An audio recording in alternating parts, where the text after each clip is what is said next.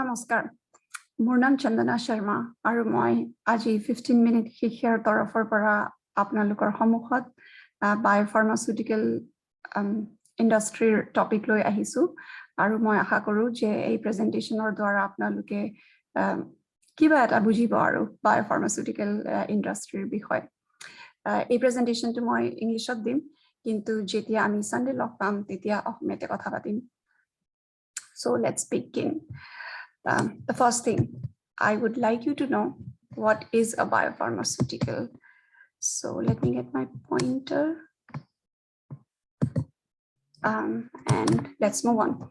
So a biopharmaceutical is nothing but it's just like a pharmaceutical. It's a drug, it's a medicine that is made out of a living system or a living organism. So you can use many different types of living organisms to make a biopharmaceutical drug. So here are some examples. You can use plant cells, animal cells, bacteria, viruses, or yeast. And just like pharmaceuticals, biopharmaceuticals are used to treat or prevent or diagnose a patient's medical condition or disease. So they have gained popularity over the past few decades because biopharmaceuticals are large molecules that you will see in the next slide. And because of their nature, because they are proteins or bigger molecules, they naturally mimic what exists in our body. And so our body responds or accepts these therapies in a better way than they would for traditional pharmaceutical drugs. So you will see that in this slide, the main difference when it comes to chemical structure of a pharmaceutical versus a biopharmaceutical. So this is paracetamol. We all know what this is, a fever reducer medicine. It's a small molecule, very classic example of a pharma or a pharmaceutical compound. It has 20 atoms, its molecular mass is 151 grams per mole. And this is Humira, it's a monoclonal antibody. It is produced by using animal cells. It's a large molecule, 20,000 atoms and molecular weight of 150,000 grams per mole. So you can see that they are really different, and biopharmaceuticals are big, huge. And I'm here showing only a protein. Sometimes a cell itself becomes the therapy under the cell therapy umbrella that we will see in the next slide. So there are different types of biopharmaceuticals, of course. Biological proteins, we saw one example in the past slide of Humira. It's a protein. Antibodies are nothing but proteins with specific function. So biological proteins, cytokines, hormones, clotting factors, etc., are biological or examples of biopharmaceuticals. Insulin, we all know insulin, the hormone that is used to treat diabetes. It was the first biologic or biopharmaceutical that was approved, and it was produced using an E. coli system. Cell therapy. So what is cell therapy? Cell therapy is when cells that are genetically modified to treat a disease are injected back in a patient, and the patient is treated by using cells, like to get rid of faulty cells. The therapeutic cells are injected. Gene therapy is the conceptually it's same as cell therapy, but instead of injecting a whole cell, a DNA construct or a part of a gene is injected into the patient to correct the faulty cells. So most of these therapies are used in autoimmune conditions or also primarily in cancer. So now we will see a little bit about how they are manufactured. So in biopharmaceutical industry, a huge name is bioprocessing. Bioprocessing means the process that is used to make the biologic. So here I will show very briefly or in a simplified way the bioprocessing that takes place to culture animal cells or plant cells. This specific one is for animal cells. There are 3 distinct parts. So the drug Humira that you saw in a couple of slides before, that drug would be manufactured in this fashion. So upstream, harvest, and downstream are 3 main parts. In upstream, we have to deal with the culturing of cells, means you have a bunch of cells in a vessel and you are making more and more of those. And those cells are genetically modified to express the protein of interest. So to culture cells, so here's, for example, this is the vessel. First, you need food for the cells, right? So media is nothing, cell culture media is nothing but food for cells. So all the nutrients that the cells need, they have to be ready and filtered aseptically to get rid of any other microbes that may exist. Then you introduce these cells that are genetically modified to make the protein of interest. So this process goes on for a while, and after the cells are ready and enough protein is produced, is harvest. Just like we harvest crop when it is ready, we harvest the protein of interest. And once harvested, it has to go through multiple steps until the patient sees it. So, separation, purification, fill, finish, etc. So you see, biopharma industry has a lot of different steps. The company I work for, we primarily focus on cell culture media. So in my next slide, I will give you a closer view of what does a bioreactor look like. So here you see bioreactor is the vessel or the huge pan, or the pot in which cells are making the biologic of interest or the biopharmaceutical of interest. So you obviously need cells. So cells are the living machinery. These cells, as I said earlier, also are genetically modified. So what we do is we insert the gene of interest that would then make the protein of interest. So just to refresh everyone's memory, in cellular biology, we go from DNA to RNA and RNA to protein.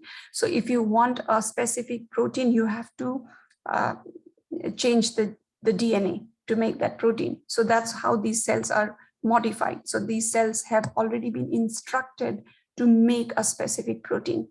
Now, once these cells are there, they will need food, right? So cell culture medium is nothing but food. You see, it has glucose, amino acids, vitamins, micronutrients, buffers.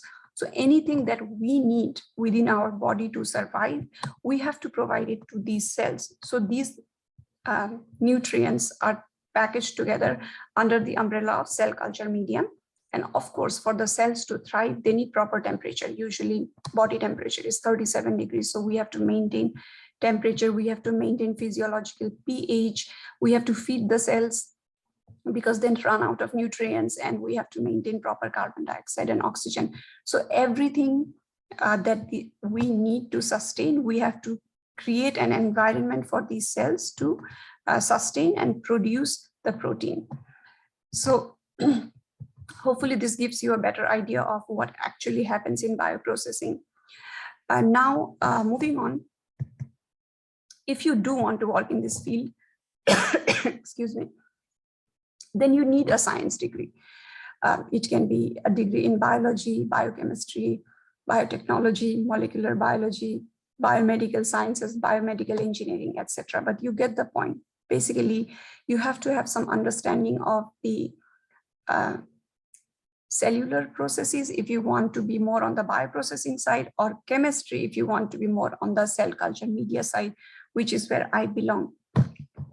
And then secondly, depending on your degree, whether you have BSc, MSc, PhD, and if you have worked before or the number of years of experience you may have, your starting level is decided in an industry. So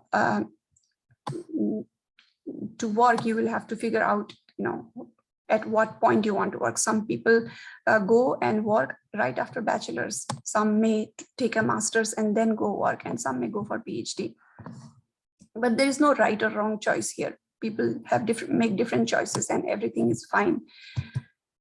And then whatever I have presented has to do with research and development. So I come from research and development, means my primary responsibility is to create a product and put it on the shelf for marketing people to market and sales people to sell.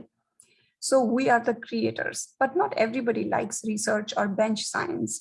So if you don't want to be in research, you can always get a degree. A science degree is equally valid if you want to go from research to marketing. Or some people, they get their science degree and then they just apply for marketing because they would much rather market the product than make it. Or they can sell the product in sales, We also have project management. So there are many multiple paths or career paths one can choose with the same degree. Most importantly, I would like to say that no matter what technical skills you have, you will not succeed if you don't have human skills. It's extremely critical to be kind, to be resilient, to be curious, because if we are not curious, we won't learn. So to ask questions, to make sure that we are being human first, to be kind to your co-workers, to be nice to your the people you work with. These are very, very important skills and much more regarded and much more needed to be successful. Now, if you are in this career, there are some perks, and my next slide will show you that. So rewards of my profession. Number one, I'm really proud to show that one of the products we have worked on, which is balanced HEK293, is actually used for COVID vaccine. So it's a raw material that is used for making the COVID vaccine that was manufactured by Oxford University and AstraZeneca. So this is a clip from Twitter, and I believe a similar vaccine is also given in India under Covishield. So this is an AAV, adeno-associated virus. I believe it's a killed virus. But to make this, you need host cells, and these HEK293 are the host cells, and they help make the vaccine. So it's really rewarding to know that whatever we have worked on is actually impacting human life indirectly, but it still is, because if we don't make the cell culture media, then the vaccine cannot be manufactured. And then secondly, I get to stay connected to science. So I will show you some pictures. This is the lab I used to work in before this job. So here this is a near infrared spectroscopy machine, and I and Andy were getting ready to put a sample there. So this machine was used at the time to study our products, to understand if a cell culture medium will change. If we change some components in the cell culture medium, how will the spectroscopic images change? So we were trying to study that. And then here I am showing to this little girl how to extract DNA from her saliva. So we were in this crowded place showing DNA extraction to young children, and it was really fun to do that. And here I have traveled with my colleague to a conference in Europe. So there is travel, we get to discuss science, we get to teach science to children, we impact human life. So a lot of good things are there, but of course there are challenges. Experiments don't work and we run out of consumables. So any profession will come with both rewards and challenges. It really depends on what gives you, happiness, and what makes you admire or like your job. So you have to ask these questions once you are in the profession. Okay, so moving on, I would like to actually conclude this talk by saying I have more things to say, but this is just showing the two. So, okay, biopharmaceutical industry is big. I Googled to see how big it is in India, and it seems like it's 70.2 billion. It's an industry for US dollar 70.2 billion in 2020 in India itself, and outside it's really big. It's in many billion-dollar industry. So people get sick and they want to recover and feel good, and providing them with biopharmaceuticals is one way to help them, to help patients. And as I said, it has many advantages. So people move towards these if affordable. Of course, the cost of making a biopharmaceutical drug is much more than making a pharmaceutical drug. So it is an expensive way to treat a disease. Okay, another key takeaway is that hard work is irreplaceable. No matter where you go, what you do, you have to work hard. There is no other way. There is no alternative. You can work smart. You can figure out strategies that will reduce the effort you may have to put, but you must work hard.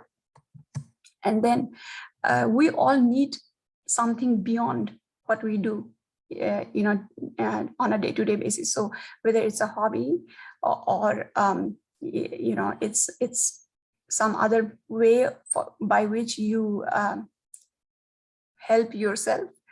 So for example, I like to cook, and I also like to talk to people when I'm sad. And, you know, going get stuff means there will be good days and there will be bad days. And we need a system to fall back to. So when I was young and in college, I had many bad days, and I would write all my thoughts and feelings in a diary. I remember having, I was thrown out of class once when I was in BSc, and it was a really bad day. My self-esteem was zero by the end of the day.